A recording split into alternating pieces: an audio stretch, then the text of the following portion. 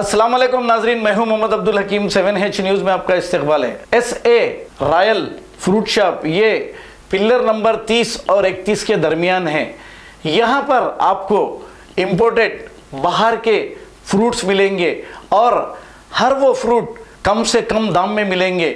ये कहना मोहम्मद अब्दुल अजीज़ इस फ्रूट की दुकान के ओनर का है और आप यहाँ पर एक बार जाइए, फिर देखिए कि यहाँ के फ्रूट कैसे हैं। ये फ्रूट आपको सुबह से इफ्तार तक मौजूद रहेगा और ये दुकान पिलर नंबर 30 से 31 के दरमियान है। आइए देखते हैं आखिर ये फ्रूट की दुकान कैसी है।